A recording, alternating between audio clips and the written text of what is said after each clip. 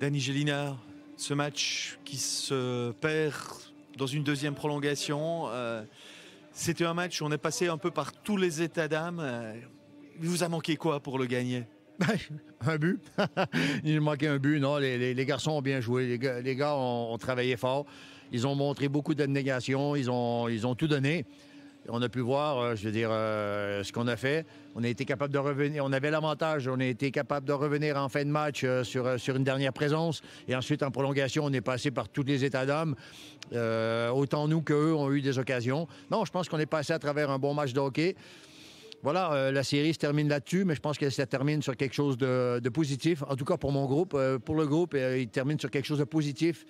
Parce qu'il faut toujours tirer du positif du négatif. On a peut-être perdu, mais on a beaucoup appris et on a compris comment les playoffs devaient se penser, devaient se jouer. Malheureusement, sur le dernier match, on livre un 60 minutes, alors que sur les autres matchs, on a livré un 40 minutes. Alors voilà, il faut travailler, il faut apprendre. On peut dire que si vous aviez joué les 4 matchs comme celui d'aujourd'hui, on n'en serait pas à 4-0 dans la série? Oui, c'est vrai, mais je pense qu'il faut être honnête. Il faut être honnête sur toute la ligne, puis avec Lucide aussi. On a joué 4 matchs comme ça. Je pense que ce soir, il n'y a plus personne qui avait des jambes. Je veux dire, il faut avoir aussi les capacités. Je veux dire, c'est pas une question de vouloir tout le temps. Parce que le groupe voulait. Les intentions des garçons étaient très, très bonnes à chaque fois. Mais à un moment donné, il faut avoir aussi les capacités de le faire et de le faire à tous les 2 soirs. Et ça, c'est quand même pas donné. Et ça, c'est quelque chose qui s'apprend, mais c'est aussi quelque chose qui se travaille. Parce que la condition physique et l'aspect mental, parce qu'on bouffe beaucoup d'énergie sur un match comme ce soir.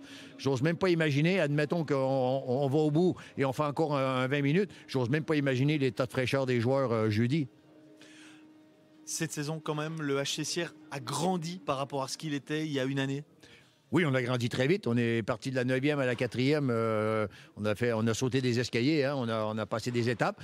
On va pas s'en plaindre. Mais maintenant, il faut assumer. Et après, il faut voir. Parce qu'il y a certaines équipes, je ne sais pas si vous allez me comprendre, mais certaines équipes arrivent à s'installer comme une dynastie. C'est-à-dire de toujours perdurer et de toujours rester un top 4 ou un top 5.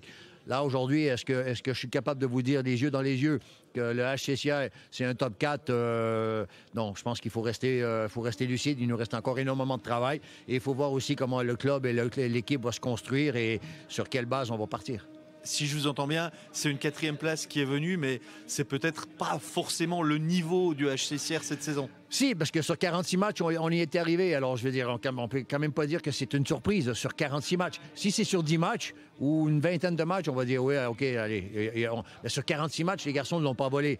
Mais je pense que pour passer à la vitesse supérieure, vous savez, c'est comme un jeune joueur qui arrive une première saison. Qu'est-ce qui est le plus dur? C'est la confirmation qui est le plus dur. Et le plus dur, ça va être la confirmation la saison prochaine. Alors, à la rigueur, c'est ce que j'ai envie de vous dire. On va attendre la confirmation la saison prochaine pour voir un peu dans quel genre de structure ou genre de dynastie on s'installe. Merci Dany, rendez-vous C'est moi à qui Prix. vous remercie. Merci.